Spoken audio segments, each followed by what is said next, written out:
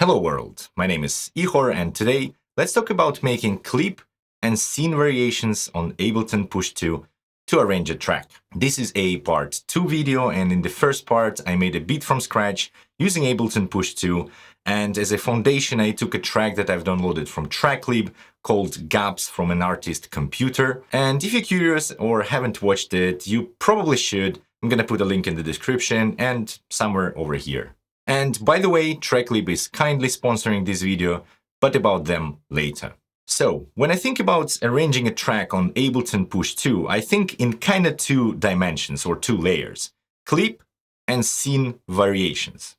So the clip variations is quite simple, is how many different clips you have per track that are different, that bring variety to a track. For example, on the kick, you could probably have a normal kick, like just 4 on the floor in my case, and then another clip is going to be the same sequence, but for example high pass kick, and then we can switch the energy a little bit. Or on this track number 8, I have 4 different variations or 4 different loops that I took from the same track. And the scene variations, they define the arrangement itself. Basically, one scene is a combination of one or multiple clips launched together in one row. And then the variations of the scenes is basically how you progress through the track. For example, you can have an intro scene and then the build-up, the main, the breakdown, and so on. And first, let me share several ideas on how to make clip variations and finally get some music going. So this is what we ended up with last time.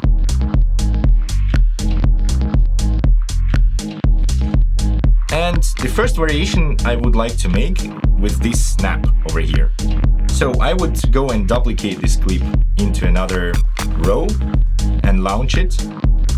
And then we can go into the sequencer and switch the timing, and we can already see that our steps are over here. And with this one, I would like to just create a quite normal kind of clap sequence. So I'm gonna hit duplicate and duplicate these triggers over here, and then switch to 16th, and then go, oops, not into a next track, but to a next page. And here create some additional claps. Yeah, like this. Maybe just lower the velocity a little. Yep. And we have now 2 different variations of the same instrument. This one kind of skips one clap and then plays another one. And this one plays all the time. Another variation that I can think of is actually doubling the clip. So I can go into our hi-hat, so I can select this one. And this pattern is quite complex. It has this open hi-hat going and quite few triggers with probabilities. And what we can do, we can hit double the loop, but first let's go into session view and actually duplicate the clip into another row, launch it. And now if I hit double loop, it's gonna create, basically it doubles the loop, pretty much. But now we can go back into the sequencer and go into another page and create variation of that same thing here. So I'm gonna go here into the second part of the pattern, and here I would like to go and just duplicate these different triggers into different positions, the ones that have the probabilities, and then remove a few just here and there, and we get slightly different pattern going. Maybe this one can go here as well, and I can remove here. So slightly different pattern going. And then if I hit here, I would like to use them, yeah, like this, without probabilities and lower velocity.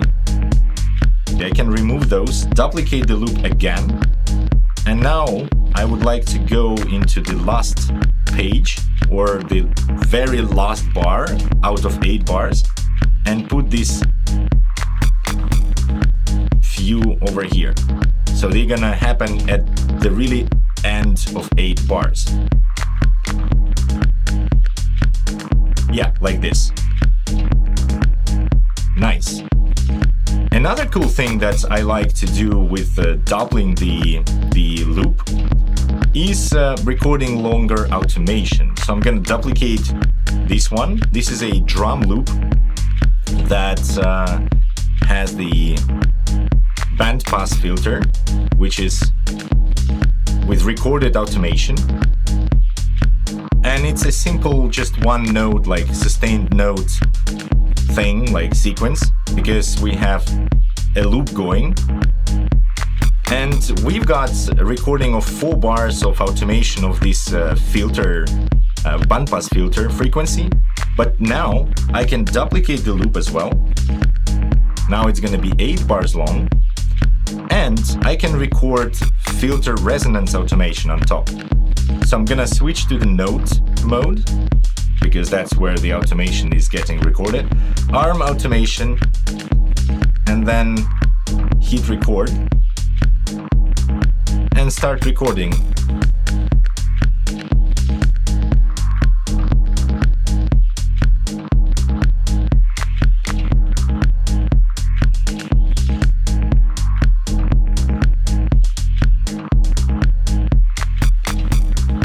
And now we have kind of like 2-dimensional automation of the filter frequency within 4 bars and the resonance within 8 bars.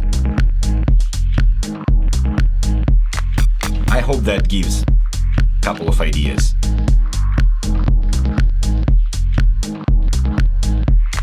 Nice. And another quite useful variation that you can use for a kick drum is to make a high-passed kick drum. And this one is a little bit more tricky, because I thought it should be super easy, but it's not that easy, but I have a little trick for you. So I'm gonna go and duplicate the kick drum, and let's play this one. So we have this kick drum, right? I'm gonna go into simpler, into the filter. No, actually, we use the filter inside of the simpler. That's why I would like to add another filter. So it's gonna be audio effects, EQs and filters, auto filter, load.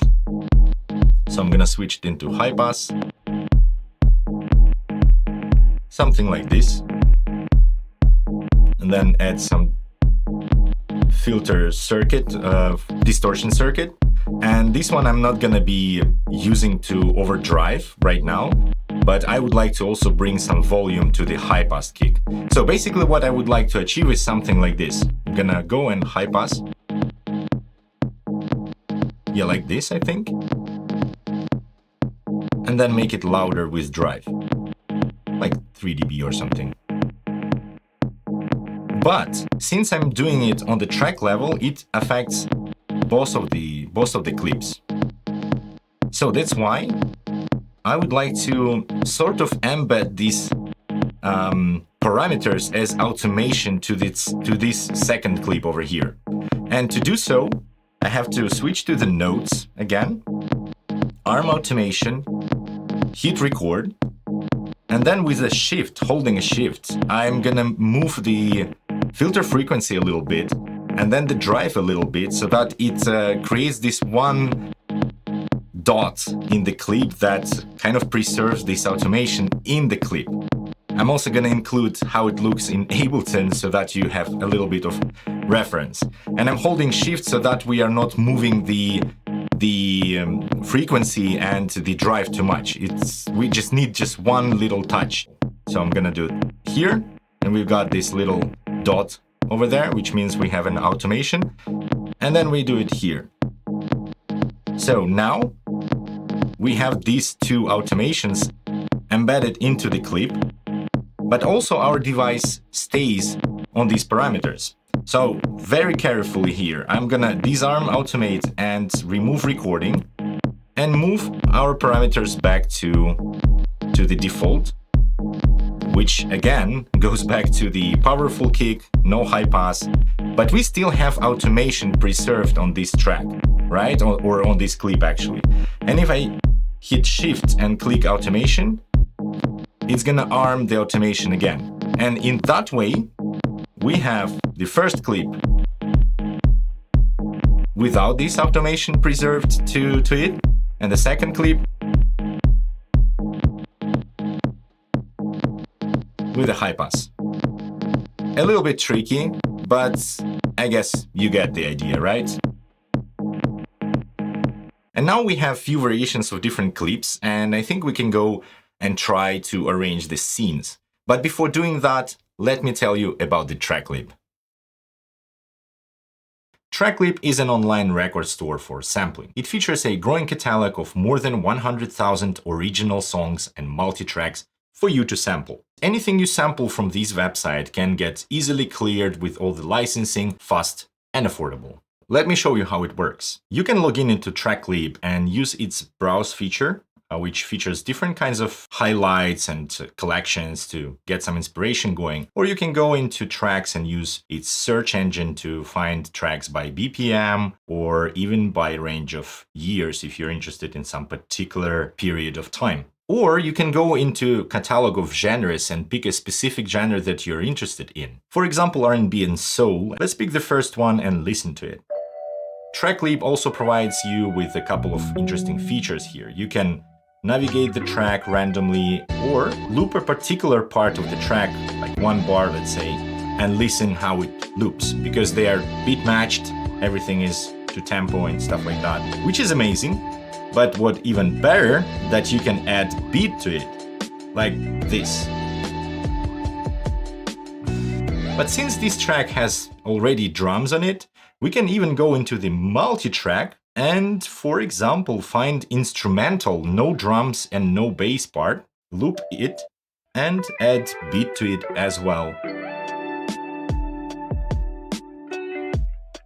Nice. We can add some docking into our kick drum so that it docks the melody, or even speed up the tempo. Nice. It's really great source of inspiration for me. And then if you want to release your track commercially, you can come back to this website and clear all the licensing for it quite fast and affordable. If you're interested in this amazing service, I've got a special offer for you. You can use a link in the description down below to get 30 days free trial and 15 credits on your account to download tracks on TrackLib, and that's actually a double comparing to the offer that they have on their website. Thanks TrackLib for sponsoring this video. Let's get back into it.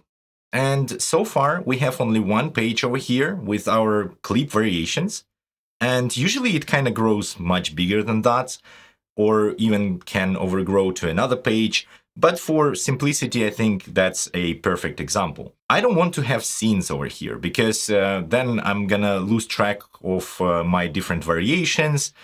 And also, I'm not going to be able to come back to them or maybe mess things up a little bit. So that's why I would like to proceed to another page, but we don't have like the vertical pages yet. That's where I would go and duplicate the main scene into the last one here with all 8 clips, and just hit duplicate 8 times, which is going to duplicate this scene down 8 times. So 1, 2, 3, 4, 5, 6, 7, 8. And now if I go one page down, we have an entire page filled with our clips, but without variations. And that's a perfect thing for us, because then we can use subtractive arrangement to make our sketch arrangement. And here I would go delete these guys and actually delete these guys here, because the last scene I always keep empty so that I can stop the entire track or stop any of the clips from playing without using this weird stop clip button. I have no idea the intention of this button and whatever. And now we have one page with our variations that we can copy and paste into our arrangement or scenes view, and we have another page with all our scenes available. And here we can go and start, we can start playing clip by clip and figuring out what's going to be our beginning. Maybe we can use another sample. Yeah, we can use this one, I think. So I'm gonna hold duplicate, click this one, go to another page and put it here. And then we can delete the rest. And that's gonna be our intro.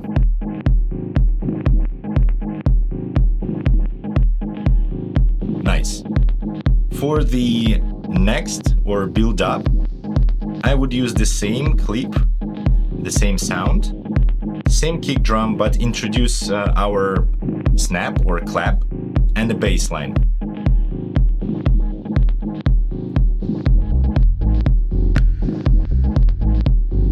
Nice. For the next scene, we can perhaps introduce some more percussion. Maybe the loop itself.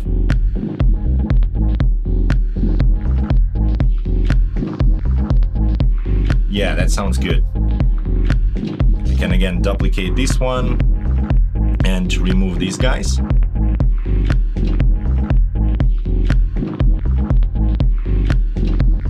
Or, for example, if we want to put like the longer automation here, the clip with longer automation, we can go and duplicate this one and put it over here. And the next scene, I would like to make it a little kind of like a breakdown. Again, we are doing sketch arrangement just for demonstration purposes.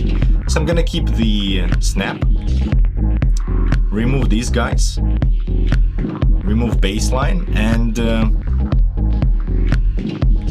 go up and duplicate this kick drum with the high pass into here. And then perhaps another sound, like let's have a listen. Yeah, we have to put probably this one.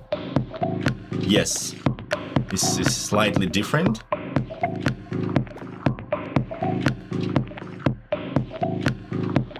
And then we have fully loaded pattern, but also I would like to go a little bit more with more energy into it. So I'm gonna bring another variation of our snap or clap, and then bring another variation of our hi-hat.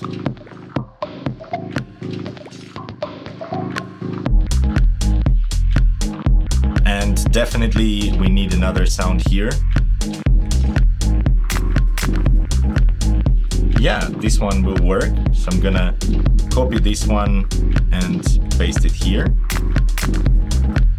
And that's how you get arranged with this track, like slowly going, deleting things, using different variations. And now I can perhaps go and sort of like break it down a little, like remove this sound, and remove hi-hat, but keep a bit more off and clap here.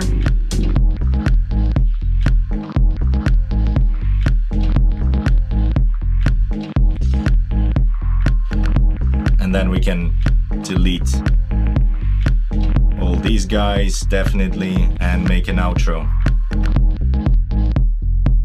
but with a different sound as well. Or maybe we can use yet different. Yeah, this one I think will work.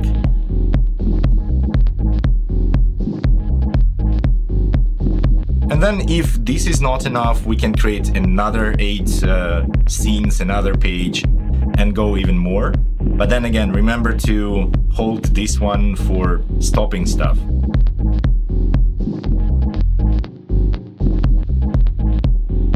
Nice.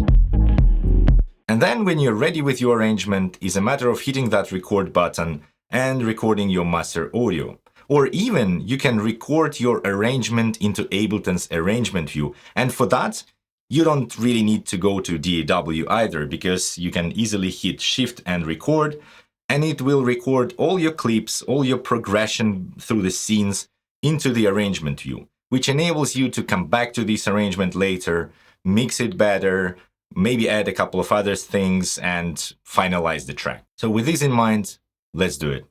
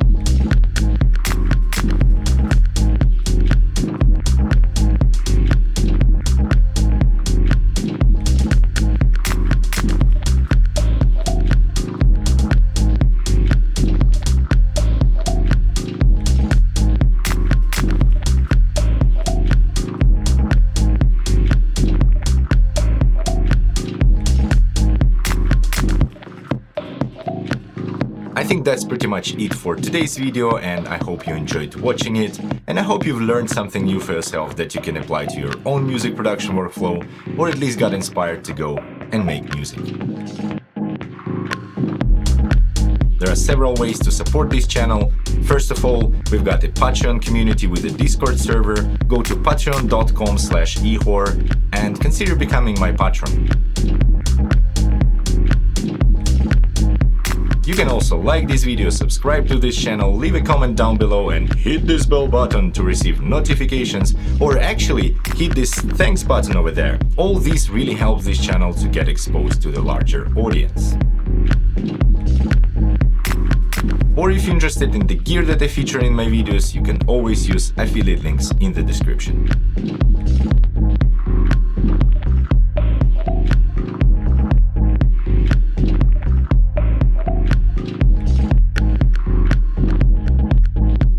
And if you would like to check other Beat from Scratch videos, you can check either this one or that one. Thanks for watching, and until the next time, have fun.